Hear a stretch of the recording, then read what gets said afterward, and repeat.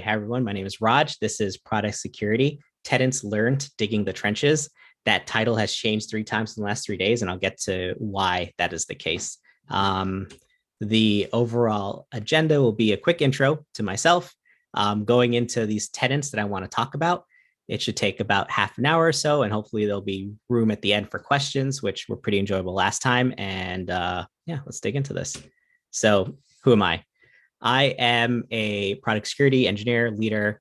I started my journey in tech as a network person, CCNA, never really wanted to do anything other than networking. Parents were like, nope, you need to do something other than that or else you get kicked out the house. I'm like, all right, cool. I'll go to school.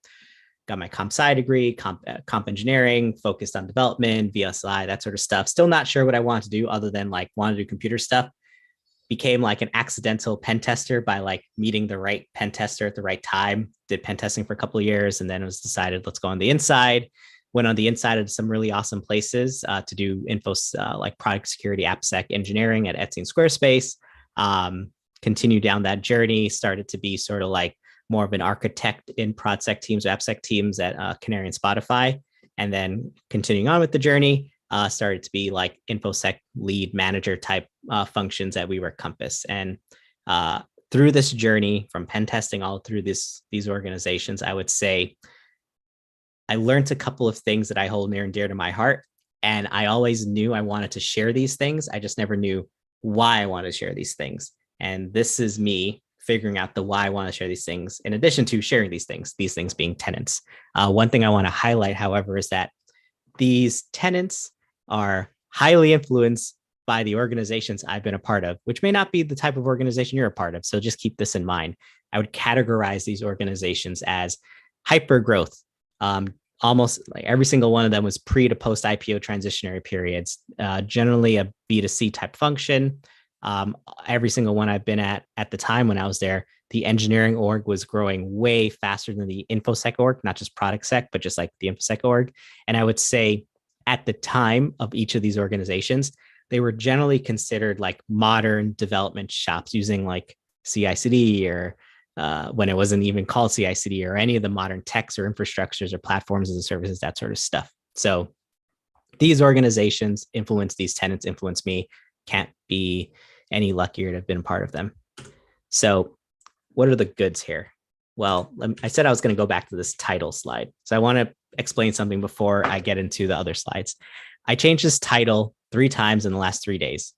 And what was interesting is that I'll say the rest of this deck took not much time to build. I knew what I wanted to say. I knew what was important. I liked what I want to say. It was done. And I spent maybe 3 days just staring at this title slide and changing the byline. Tenants learned digging the trenches. And each one of these words I've chosen very specifically. And I want to highlight something here. The idea is that what I'm about to share is not how to make your InfoSec program safe and secure. It's not how to make your organization safe and secure. It's not the InfoSec team being the warriors and fighting the war.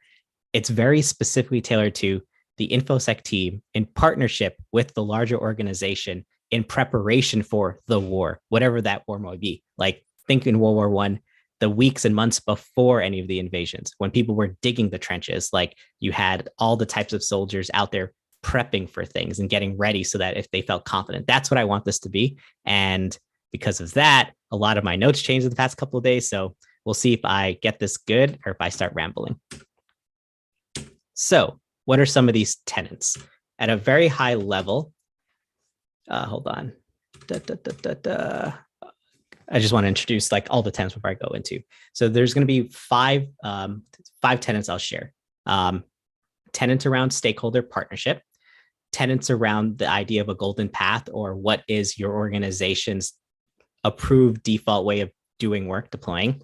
Tenants around this idea of capitalizing around an opportunity when possible, solving a semantically smaller problem, and also something that I like to call using a risk budget. These are what we're going to go through. So let us begin. So deeply partner with stakeholders. I think we're all pretty familiar with this idea of partnership and stakeholders. And lots of times I think it leads to frustration when people start thinking about partnerships and stakeholders, but it doesn't have to be.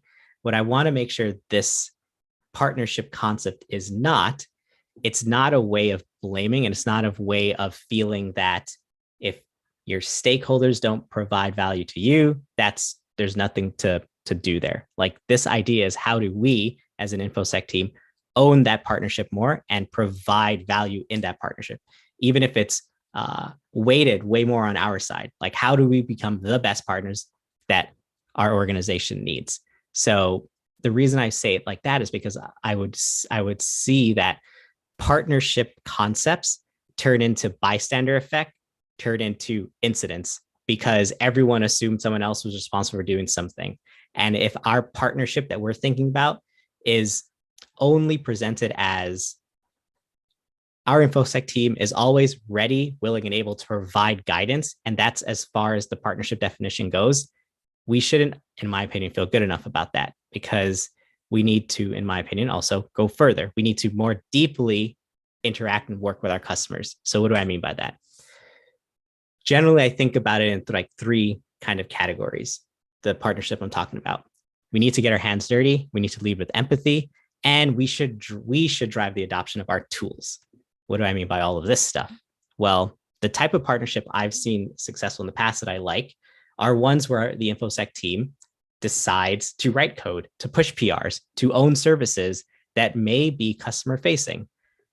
That is not necessarily the easiest thing to do, but if we prioritize that sort of thing, then we can build our organization and our processes around that concept and instill partnerships that I think are longer lasting and stronger bonds built over a period of time that will far outlive any one of us in an organization. What is empathy? Leading with empathy. I think we all know the term. Empathy means generally, we can feel the pains of the people that we're working with. How do we do that? How do we explain? How do we express empathy? How do we make sure others feel the empathy that we're giving? One thing that I would say has worked really well for me is interviewing. It is very awesome when you can have your stakeholders as part of your interview loop for your infosec engineers, and your stakeholders feel really good about people that you're about to hire, and you understand, and you've created some sort of interview loop and section that allows for a stakeholder to be a very valuable portion of that engineering interview, security engineering interview. And a reason why this could potentially be helpful is it also helps you ensure that people that you're bringing on board your team share some sort of common skill sets and share some sort of common worldview of your stakeholders, which will go a long way towards establishing this feeling of empathy and actually, being empathetic. And then the other sort of ideals around partnership here, the deeply partnering part of this is, we will deploy vulnerability management systems. We will deploy architecture review programs. We will have SaaS tooling out there. We will have DAS tooling out there. It'll all be deployable, fun, and easy. But it is my belief that we should own the adoption of these tools, we being the InfoSec practitioners in the organization. How do we own the adoption of these tools? We make sure that these tools are deployed and used in ways that provide value to the customer and they understand it. We own that relationship. If we feel that we have low eNPS scores internally, if we're not measuring that, if we're not even measuring the ideals of like, do people feel good about using our tools? Are we providing, do we have good adoption metrics or good like usage metrics? If we're not even doing that, then we have no idea what the adoption rates are, and we can't feel good about that. We need to feel like we're measuring the tool adoption, we're building things that people like to use and want to use, and we get it out there. What are some examples of this? Right now, we're working on Project at Compass, where we're deploying our static analysis tooling.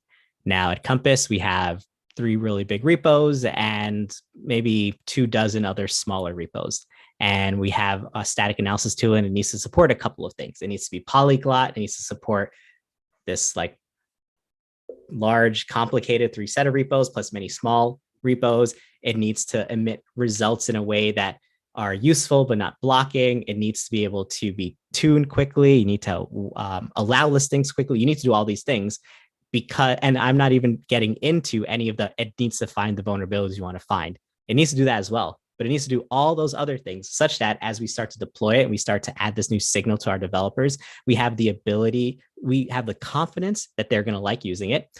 In addition to other non-functional requirements, day one, we made sure we instrumented all of our SaaS tooling to see how often it's scanning, how often it's alerting, how often are developers interacting with the user experience that we put into GitHub, how quickly can a developer, how quickly do developers reach out to us after an event happens? How quickly can we reach out to the developer after an event happens? All these non-functional requirements are put in day one because we understood the idea that the SaaS adoption is more than just us turning it on, it's people using it. So that's sort of what I'm thinking about when it comes to that.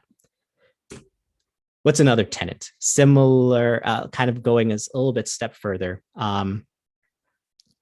We're doing our work and engineering teams are doing their work. Generally, at most of these places that I've worked at, there's this concept of a golden path, a paved road, a concept that there is an internal infrastructure or dev productivity sort of team that's building tooling and automation to make developers write code in quick and efficient ways, deploy code in quick and efficient ways, run services quickly and efficiently, get metrics quickly and efficiently, all of the dev productivity suites. Different organizations call them different things. Sometimes they're distributed, sometimes they're centralized, but there's generally a suite of tools that are dev productivity type things. I'm going to call those golden paths. What's also interesting about these concepts are that suite of tools or those functions, even if the team that owns it is distributed or centralized, there's organizational pressures that tend to drive adoption towards these tools.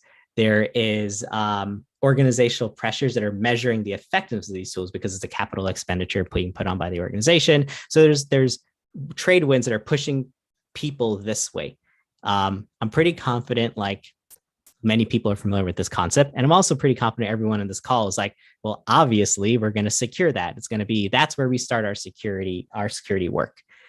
I really want to highlight that though. Like we should really feel good about that. Now, why do sometimes we don't feel good about that?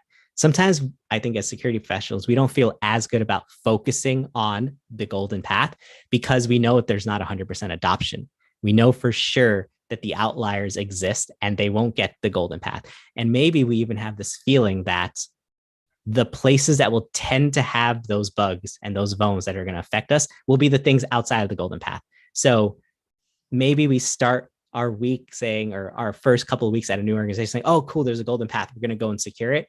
And then all of a sudden we get this sense of dread, like there's 20% of our stuff not on the golden path. I can't think about the golden path anymore. I'm here to say, no, don't feel like that because 80% is still 80%. Now, how do we not feel bad about this focusing on the golden path? Well, the first thing I'll say is let's focus on the golden path, figure out what it is, get your safe by default tooling in there. Going back to the previous tenet, what that may mean is that you need people on the team that understand CI/CD, knows how to annotate Ansible or Terraform or write Circle CI configs, doesn't feel bashful about deploying workflows in CI/CD that's going to affect production deploys. Like build that skill set, feel okay about that, invest in that time, and get yourself into the golden path in these places of automation to get your whatever you're working on. Is it vulnerability discovery at the static analysis layer? Is it getting anomaly detection on your mesh network things? Whatever it is, get it there. Now, what about that 20% hypothetically that can exist outside the golden path? Don't feel too bad about that because in the process of securing the golden path, you would have hopefully come up with a set of pretty tangible set of requirements that are useful to guide your work when securing the golden path. If these requirements are well-defined, tangible, and like can be articulated in a succinct way, then use your golden path work streams towards providing security requirements to those organizations inside your organization that are not adopting golden paths. And I've often found this to be way more successful than I imagined going into it, mainly because if there's an organization that exists, they're not on the golden path, but you believe they're sufficiently important and the target is sufficiently enticing that an attacker would go after them, they're probably doing something good because they're maintaining some sort of infrastructure with some data. Like there's a reason why they're not on the golden path, but they built something to make sure their developers are working productively as well. And just like Kubernetes is a reinvention of like 7 types of ways of managing clusters, someone else's smaller golden path in your organization probably have similar philosophies as your main golden path. So if your security requirements are written in terms of the main golden path, those requirements tend to be easily applicable to the other orgs that are using their own golden path, and you already kind of have a roadmap for them, and no one, like, they don't want their stuff to be hacked or abused, so give them that and roadmap with them and getting these things sort of implemented. That has worked well for me in the past. And I guess kind of related to that is sometimes on the delivery of those requirements, when owners of these secondary systems realize it's going to be a bit more onerous, you start having the conversations of migration onto the golden path. And, like, again, that's all very valid conversation to have. So, like, just to recap a little bit, focus on the golden path, don't feel bad about it. But in the process of focusing on the golden path, make sure you understand what are the requirements that you're instilling onto it. Write those requirements in such a way that they can be applicable outside of the golden path, but using similar philosophies of whatever your dev productivity philosophies are, because they tend to spread to other places. And then no matter what, golden path or not, think about your measurements, your verification work streams independent of the golden path, because then that's generally going to be a stack that you manage yourself. And what I mean by, like, orthogonal measurements of security, these are like security smoke tests. These are your, what's like a very, very old school example is you're running Nmap on your outside or mass scan on the outside, like every day looking for port changes, right? That's independent of any internal development processes. Think about ways that you can test your security requirements independent of any of its implementation, spin up that infrastructure, spin up those tests, and have the scans go against surface, independent of golden path or not. And that sort of signaling allows you to feel good that you are getting those requirements out there and getting adopted by these other teams. This is also a project that we're kind of working on right now. I'm pretty happy about. We're using nuclei. We're deploying nuclei on infra that's fully outside of our environment. We're turning as many security requirements that come from our security architecture views into nuclei templates, and we're just running it. We're going to spin out a bug bounty pretty soon, hopefully. And as part of that, we're going to encourage bug bounciers to give us nuclei templates when they find something, because then it'll help us put that into the infrastructure that can scan for bugs later on. So that sort of verification allows you to feel more confident that although you may not be touching the golden path, at least you're getting your requirements out there. Another tenet that I think is important to highlight is this idea of preparing and capitalizing around opportunity. Now, what do I mean by this? I think we've used or heard the phrase, don't let a crisis go to waste. I think sometimes when that phrase is also said, people think it's like very FUD-like, very fear, uncertainty, and doubt. I want to make sure I'm not coming off like that. When I say don't let a crisis go to waste, what do I mean by crisis? Generally, I'm talking about some sort of security incident or some sort of security near miss. Now, there's ways you can manage the energy after those incidents. And there are ways of figuring out what's the most efficient way of managing those energies. What tends to happen is now there's this, I believe, new zeal to get things done. There's now new partners that are aware of certain security tactics and procedures that they weren't formerly aware of. This excitement allows you, what I would say, to find more partners to work with and not to find more partners to throw work over. I want to say, like, this is how I'm thinking about this. How do you do that in a way that I think is responsible, empathetic, and scalable? Well, some of the things that you do to allow for this to happen is you can do before you get these incidents. Essentially, when you're doing planning, so I'm starting from the top. When you're doing planning, plan all the things you want. And when I say plan all the things you want, decide what you want, figure out what are the pathways of getting there. Don't think too much about like resources just yet. Now, at some point when it's time to decide what your roadmap is going to be, you're going to have this line where things are going to fall off. Maybe for 2 or 3 of those things right below that line, keep planning and pushing those designs forward to a point where they just are ready for implementation. Don't just stop thinking about how do we want to deploy HSTS to our stack right now, because you know you're not going to get it done this year. If it's almost there, figure out what it would take to actually do it. Get all those pieces in place, get all like your, however you do your road mapping in place, and just have it waiting. Because at some point, hopefully sooner rather than later, because it's right below the line, things will open up. Either you get more funding, or you get more partners that are ready to mess with your like edge ingresses to turn things on and off. And now that you have this plan that's actionable and they're interested in doing security, you can get it done in a non-rushed, non-hectic way. So like this is the idea that I'm saying is like, how do you capitalize and prepare for capitalizing opportunity? You're ready for when you have new partners able to help you out. Also, can keep track.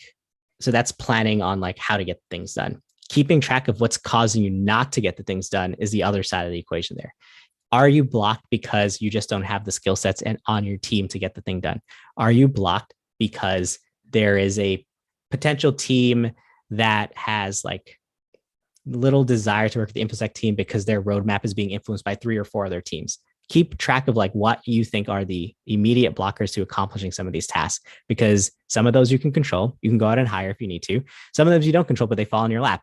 A reorg causes a certain infra team to split into 2. Now they have twice the capacity because they're supporting 2 different sides of the org. And like both of those teams have 2 hiring managers, they grow faster. If you notice that, now you're ready to go work with that team. So keeping track of what you want to get done, even though you know you can't get it done, what's stopping you from getting it done, getting these plans developed in a detailed enough fashion to execute immediately and just be ready. That's what I mean by preparing and capitalizing around opportunity. I believe a lot of people say this, and I will highlight it as part of this talk because it's a philosophy that has helped me a lot. It is solve for the semantically smaller problem before trying to solve the world's problems. Like, I'm pretty confident not many people are working at Google scale. Some people here probably are, but I'm not right now. And I haven't been in some places. And because I'm not working at Google scale, I get to do cool stuff. I get to solve problems that are difficult problems, but solve it for a smaller space. And all of a sudden the problem doesn't turn into be as difficult. Now, what does this generally mean for me here? Well, because we're not having to support, let's say, all of the world's internet users, sometimes you can tweak certain tools to be a little liberal with the definition of like the RFC. Here's an interesting example. When I was at Squarespace, we were working on WAF type things. When I was there, I'm not sure it's still the case, but we had like an in-house built WAF in our in-house built ingress infra. And I was able to work on that with a really, really awesome engineer. And we were able to write like a framework that would allow us to write detection rules in Clojure, deploy to our edge, and like just block stuff at the edge. And I mean, you can imagine in Squarespace, you have millions and millions of domains pointing on like centralized infrastructure. If you could just like quickly prune off 20% of traffic, even if it's not going to hit anything or cause any obvious bugs, you save a lot downstream. So we were able to like, you know what, we can like make some liberal decisions on what we want to block. We made some liberal decisions on what we want to block that presumably were valid HTTP requests, but you know what, it was fine to get rid of it because of the type of customer. And we just did it. And because of that, it allowed us to free up resources on the other side. It allowed us to understand like other types of behaviors that were maybe more interesting to like tackle because we cleaned out all this crap, and like it allowed us to solve another problem because we solved for the Squarespace problem, not like the internet scanning problem. And the other sort of general philosophy around like solving for the semantically smaller problem is think about the frameworks you already have in place. Again, going back to dev productivity tooling, like or dev productivity teams, the golden path tends to also have very opinionated ways of doing work, how a specific template is supposed to be structured when you're doing your front-end rendering. What are the common variable naming patterns that represent roles in your system? Figure out what those things are so you can be creative. If maybe it's easier to solve an auth Z sort of detection because of what you know is the naming structure of something. Do that first, get it out there before you try to solve a general authorization bypass, which may be more difficult to either detect in the runtime or in static analysis coding. I don't know. But think about the frameworks that you already have in place that are being opinionated for your organization. Translate the OWASP top, whatever you want to apply to your situation on top of those frameworks, and think about how you solve for the safe by default, so the detection with respects to those frameworks first before you generalize it for Flask or for Python or for whatever.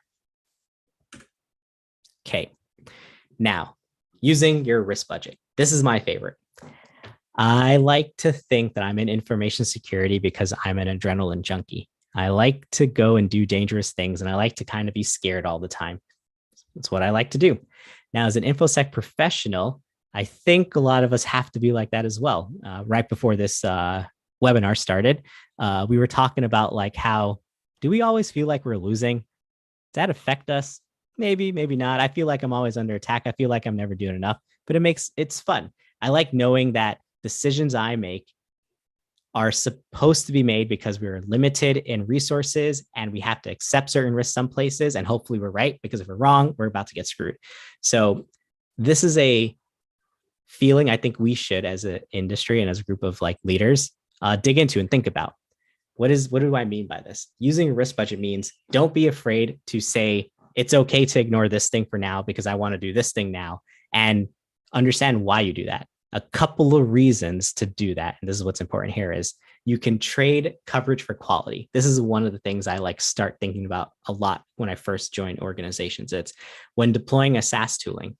We can deploy SaaS tooling, let's say with the default rule sets that will give us a confidence that we will cover lots of things, but have a high signal to noise ratio. And this is like the easy example to go to. So I'll start there.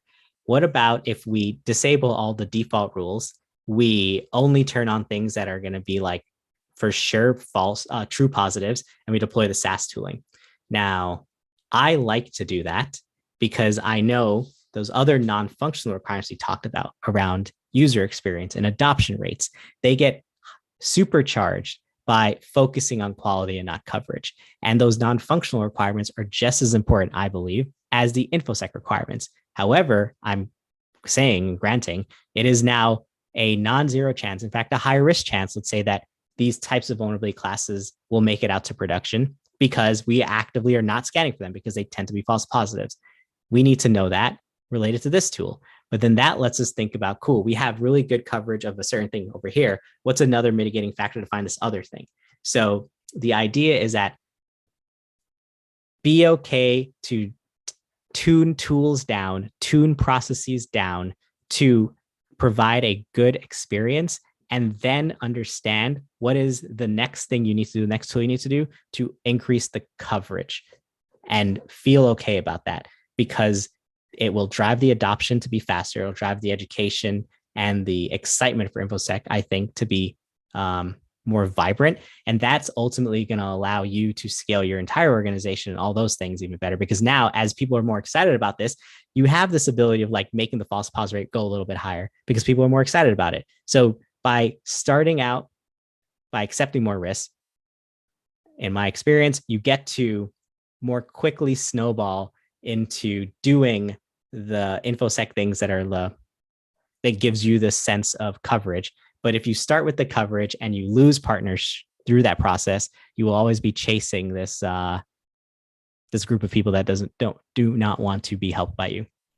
Another example of this is when we revamped our security architecture review program.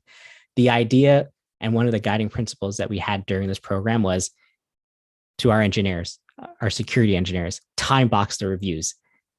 Do whatever review you get, deliver the best stride backed security architecture review you can in 2 days. And the big reason for that is because it allows for more customers to come into this new process who typically were either not getting security architecture reviews, dropping random things into Slack or email, getting poor tracking of requirements, and just not feeling like, at the end of the review, they had to really do anything because who was going to go and check them? So we wanted to solve that problem first. A big way of solving that problem is time boxing us on doing the review, which presumably means we're going to be missing some requirements because we didn't have time to dig into certain docs. That is a risk we're accepting, but it's because the value prop that we're targeting here is the adoption of the user experience. And then as things get better and more instilled in culture, the review time maybe now can increase to get more coverage, or the lead up time can increase now to get more time to do it. And these are the things we're tackling. And then the one thing I would say for everything here to be okay about allowing risk, it's measurement. You need to know how you're measuring the risk posed to your organization. This is like measuring adoptions of your tools, measuring the getting threat intel feeds to understand like what sort of actors you're thinking about right now. It is measuring or understanding how, let's say, if you have a bug bounty program, how the behaviors of your external researchers are starting to change because of like what their tooling is like helping them do better or do worse. Like get as many signals as you can to know that, to build your confidence that it's okay to take a break on certain parts of your program to focus on other parts of your program. And then the only way you can feel good about that is actually measuring it. So depends on like where you feel you're accepting risk. That's where you want to put your measurements. I don't know what that would be for you, but for me, it would generally be like types of vulnerabilities based on SaaS tooling. And we would measure where, let's say, external researchers are poking at us based on our bug bounty program, and then know that if we need to tweak like our tooling to detect more input injection type stuff or random like authorization type stuff, we will tweak our tooling there if we start seeing people poke there. That's an example, but that's what I mean by using the risk budget. So as a quick overview, because this is the part where I hope it gets tied together. The ideas here are none of these things I think are actually specific to ProdSec at all anymore. And I was coming to this realization like 2 days ago. These are philosophies and themes that I think about when I join organizations, and I will apply to whatever the InfoSec specific initiatives that make sense at the time. We're all professionals here who generally will go in and say like, all right, we're missing a vuln management program. We're missing static analysis. Those might go to, we're missing an architecture review program. We kind of know what is the missing piece at the time. And we most likely have some sort of stack ranked concept of the prioritization of those missing pieces. What I'm speaking to is, when implementing those missing pieces, what are some themes you can think about to make that implementation more successful, more sustainable, lock it in more, and like have it outlive you when you're gone? And these are the themes that I think directly allow for that to happen. It is to, hold on, where's the list? Nope. Whoops, sorry. Bum, bum. It is the deep partnership with the stakeholders, like truly providing maybe an outsized value where you're providing more value and they get it. It is doubling down on this golden path that probably exists, not being afraid that the golden path is not fully adopted, and then supporting the outside folks who are not using the golden path via clear architecture, clear security requirements, and measurement for everything. It is being prepared to jump on opportunity when it arises. Don't lead with FUD, however. Lead with a clear plan when you find the possibility that new partners exist, and that clear plan will let that excitement be fruitful. It is to focus on the semantically smaller problem, which generally means what is it the way to solve it for your organization, not for the larger world. How do you get rid of cross-site scripting in your specific way of deploying your Django, Jinja templates, whatever? Like solve that first before you solve for the general Jinja cross-site scripting problems. And then don't be afraid to use your risk budget. Know when you're using a risk budget. Feel that you're using your risk budget, and then measure the things required to feel that you're not taking too much risk. That is, in about 40 minutes, as I was trying to do, the overall set of tenets that I believe leads to a very, very enjoyable and InfoSec building program. And with that, questions. Thank you, Raj. Guys, girls, please feel free to ask any questions you might have, either in the chat or this Q&A session and a window in Zoom. I got one question that was, for some reason, sent directly to me. Like, how do you define the budget for product security and cybersecurity overall? Like, is it somehow related to the revenue of the company or to the expenses for the whole engineering team? Can you elaborate on that? Yeah. So many places I've been have done it slightly differently. Now, if it's specific to product security, let's say the main driving factor, honestly, is not necessarily product security. It's like, how does your InfoSec leadership at the C level agree on the partnership with like your FP&A partners and your CFO? Like, every orgs would define that first. Do you want to have your InfoSec program as a function of revenue? Do you want to have as a function of your employee base? Do you want to have as a function of your customer number? That generally tends to be defined first. For whatever it's worth, that's what it is. And once that, and then this is me speaking about a product security person. After that, now as a project person, I go and I talk to the CISO, I talk to the FP&A partners, like, what is that definition? What are my limitations? And then I would say, like, I work within the limitations. That's also part of the fun here. And a lot of times it's, if we're speaking about like a new product security team, or let me even step back even further. Lots of these sort of tenets have been developed when a company was going from private to public. And not in every single one of these situations, but in many of them, that was when the InfoSec team either just started or was like entirely revamped, like outside leadership hired a new person to run the team. And all of a sudden you went from like a 3-person security kind of team in an infrastructure org to a 20-person CISO led InfoSec team built over a year. So like these are the sort of things that happen more often than not, because that's the way it's happening. You, in my experience, I haven't been in a place where I would define the budget. I would be in a place where I'm given the budget, and then I would have to efficiently use the budget, provide the value. And then over time, you start to tune again, where do you feel like you want to spend more money because you've proven the value to the people controlling the purse strings. That's how I would answer that question. Yeah, there's another one from Steven, which is kind of related. So how to create a business case around risk and safety and still be budget and time frame friendly? Like, what is the right fit? So let me rephrase. So let me read the question again. Business case around risk and safety, still be budget time for, cool. This is an interesting one too, because I think I'm evolving on my opinion on this. Prior to like last year, I would have answered this question, define InfoSec related things in terms of customers and like speak to the privacy ideals that are like making it into the news right now. And like how Apple is saying privacy first, right? Like lean in on that. Earlier this year, I would have said that. And I think for some organizations that may make sense. For some organizations that their product and the product leadership believes in this philosophy, that's what you do, because you will have the support of the rest of the machinery around you to do it that way. Now, over the year, I've been able to talk to a couple more people. I've been able to talk to maybe some smaller startups that got through like successful exits. And like so many of them just didn't invest in InfoSec at all, like zero investment in InfoSec, but they had a successful exit. So for some definitions of good and success, it was there. I mean, to say it poorly, it became someone else's problem, but to say more honestly, like the person or the other org that bought the smaller org bought it for a reason anyway. So the positioning for their InfoSec team about being customer forward would have been a waste of time. Probably it would have slowed down development. It would have caused their features to not grow out fast. It would have probably like it distracted from the product market fit they were searching for that ultimately led to the exit. So the framing there would have made zero sense to be customer focused.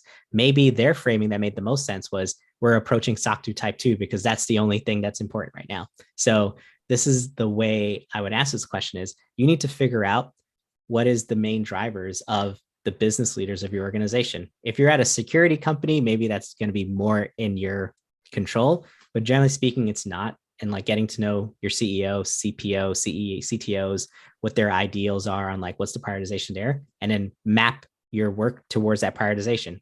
And that's the cop-out answer to that. Yeah, it's funny thing that you brought this up because we have at least a few cases every year when there is a company, often it's a larger company, that comes to us and say, hey, we just finished this acquisition. And the company we acquired, we actually are not sure about the quality of the code. And in many cases, they're saying, hey, we actually are pretty sure that the code quality is very bad. So we better have some kind of API security / NG-WAP kind of thing, while we are putting in place all the controls and procedures about our general AppSec program there. So like it's, so it's funny that you and to speak to that too, like to like very much speak to that. What's interesting there is that presumably you can assume that the company that did the acquisition, one of their driving factors would be what's a quick and easy, extensible way to provide a base layer of security over an acquisition target such that we can look at more potential acquisition targets and pull them in a little quicker and get a better deal. So the value prop the InfoSec team at the acquiring company has. It's like we have this tool suite where we can apply to general web companies that have this sort of ingress and this sort of development pattern, and like that's where we want the investment. And if that is truly a motivating factor by your execs, then you can be like, all right, well, we need to spend this money in this NG WAP. We need to spend this money on this commercial static analysis tool. We need to spend this money on and this amount of budget of time to do external pen tests. And like, that's it. And you will get that check signed probably pretty quick.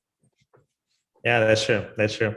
A few things that kind of come up very often nowadays versus 5 years back. I think it's our compliance, like SOC 2, you mentioned this already, but also insurance. So there is a question here: cyber risk insurance versus solving real problems. So like, what do you think? Or cyber insurance providers are really hurting to 2021? Do you think so, by the way? Or and like, what do you think about the cyber insurance overall? I actually started.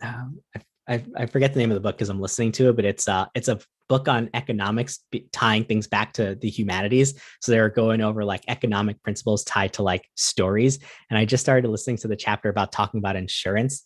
And like now I'm getting a deeper and deeper understanding and appreciation for like the concept of insurance and pooled risk and all that sort of stuff. So I would say I have no idea. Honestly, cyber risk insurance companies are hurting a lot nowadays because I want to imagine they probably had some pretty awesome premiums that were able to like eat up and catch up to this. So they're probably doing fine. But the other thing you said, like solving real problems versus like covering your ass, like this is something that is near and dear to my heart. As a ProdSec person who's that one layer below the C level, I get to be able to be a little bit more opinionated and principled about solving real problems. And I think that that's a good thing because then the C level, who is going to be more of on their responsibilities to make sure we're hitting those regulatory and compliance needs and make sure that we're not doing any of these disclosures, they have to represent that. And through the crucible of this conversation of like two partners who have different main motivating factors, but appreciate each other and want to work with each other, you find that balance of what is the solving real problem versus covering your butt. So what I would say as relates to this conversation is don't feel like the person on the other side of the solving real problems conversation is your enemy. They're doing their job as well. Use that conversation as this mechanism to find that compromise that makes sense, and then do what you got to do. And like, you will tend to have a happier life doing it that way. Yeah, the one thing to add on top of it is just like cyber insurance. And I know that like we're a cybersecurity company and we have cyber insurance.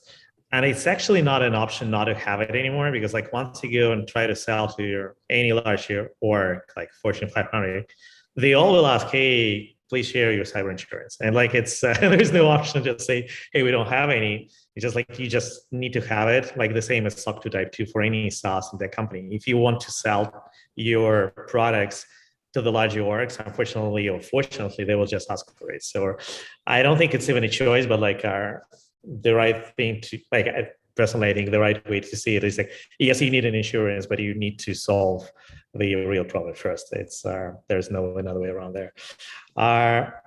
Do you, like, I see that there's something else from Steven as well. I think we mostly asked all of those things. Yeah, another question I got from a friend of mine who is on the webinar here. So, Raj, you talked a lot about the tools. Like, what are the top open source tools you will bring up with you as a product security leader in your new company? Like, if you change a job, or maybe you did it recently while started to work at Compass. So like, what are the open source tools? Maybe actually you can mention some commercial tools as well. Yeah, I'm not encouraging you, but like open source is the most interesting ones probably. Yeah, I would say, I mean, only because I'm very familiar with it right now and I'm really enjoying it. Nuclei is a really fun tool. It's allowing our team, who has some ex-pen testers in our team. So our ProdSec org has some like bug bountiers and ex-pen testers, offensive minded, and really likes this external black gray box view. Nuclei is a tool that allows these individuals to be very effective in like writing automation, writing tests to find vulnerabilities, to assert security requirements. And we're building this concept around Nuclei to like run this sort of thing regularly. So we're really like Nuclei for that purpose.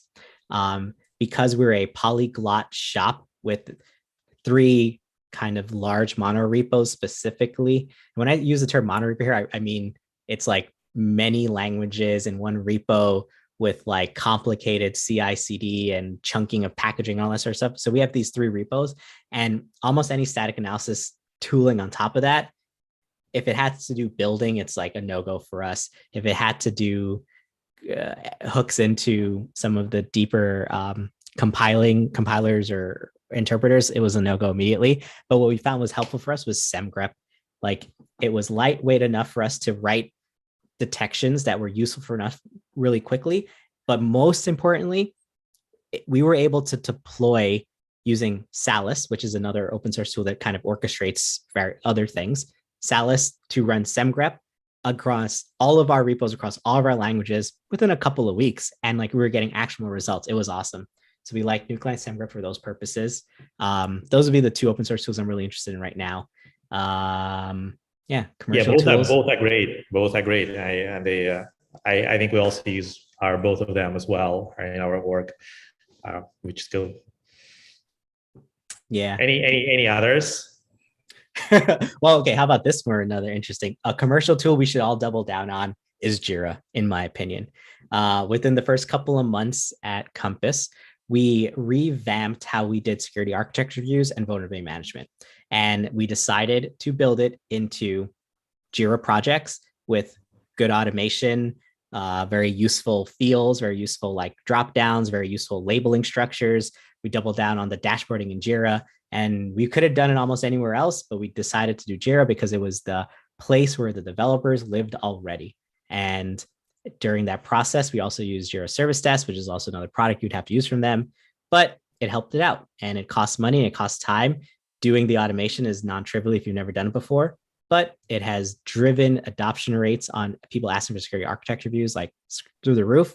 It's allowing us to track requirements that we want to go back and verify implementation when it's time. That would be one commercial tool. And by the way, I think what is lacking is like everybody knows Jira, right? Like most of the people actually hate Jira, I think, still use it. But what's missing is actually maybe template of the workflow in Jira, or template of like what the workflow should be, what the automation should be, especially if you build it for the first time, what kind of integration you should use, like how it should be all connected to each other so that you have one unified workflow within the product security team, but also like in the engineering work overall. Like this is something that is missing. So maybe speaking of the video content you were referring to at the beginning of the webinar, I think that would be an interesting topic overall, like to have something that you can just like take a look and try to deploy in your work, maybe to do some modification. That's right here on the checklist. Checklist. Yeah, just like it's always hard, especially if you're not a security leader. Like let's say you're a VP of engineering or a CDO, and you need to own the security function, and you never did it before, or you did it but like you didn't do it on scale. So like how to set up the whole things all together, how to organize the work within the security team, like should be sprints, or is it a Kanban board, or like multiple projects with the automation. So like I think a lot of people who actually start their journey into the product security, they always think about that, and in most cases they probably invent their own wheel. So it would be cool to have some kind of source of experience from someone who did it before. So just like an idea I have. I would say that I was thinking about that, and like I said, that's like a thing on the list of like things to talk about pretty soon. And like, where all of our brains goes, oh, can I make a product out of this? Is this going to be like the way I make $100 million right now? And when you start doing the like searching around the internet, see who's doing this already, it's like, yeah, there's actually platforms that are trying to accomplish this. And then I thought to myself, well, why don't I use those platforms yet? Or how have I not known about them? And what it ultimately boiled down to is premature optimization, perhaps like the difficulty of like knowing you should spend that money now versus the slow building towards it. And like that's sort of like what I'm thinking about as relates to what you just said. Cause like you mentioned, we all have built this many times probably. How do we want to do vulnerability management? How do we want to manage architecture views? Sometimes we have some like cots that we pull in, many times not. And why do we keep doing it? I don't know. Still thinking about that. Yeah. I know we're running out of time, so I don't think we have any more questions here. Raj, what is the best contact? Like, what is the best way to contact you? Because I see that some of the guys want to talk with you, or maybe reach out to you. Like, what is the best email or Twitter? So you can hit me up on LinkedIn, which should be available somehow if people came through LinkedIn, but also email me. I'll just put it in the everyone chat, raj@raj.dev. That will be the easiest way to shoot me an email and I will reach back out. I like talking about this stuff. Yeah, happy to chat as well, or maybe not on the product security topics overall, but happy to actually. If you're working on the API security, app security testing, this kind of stuff, like happy to talk and show you Wallarm products as well. So the right email is request@wallarm.com. Just shoot email. Are happy to jump on the call, maybe show a demo. But at this moment, I just want to say, Raj, thanks. Amazing talk, as always. I forgot to look at the camera the whole time. I was supposed to do this. Damn it. I think it was awesome. Very practical. Very good kind of food for the brain, like what to do next. And it's just like happy to have you today. It was awesome. Always. Thank you. Thank you, Raj. Thank you, everyone, for joining.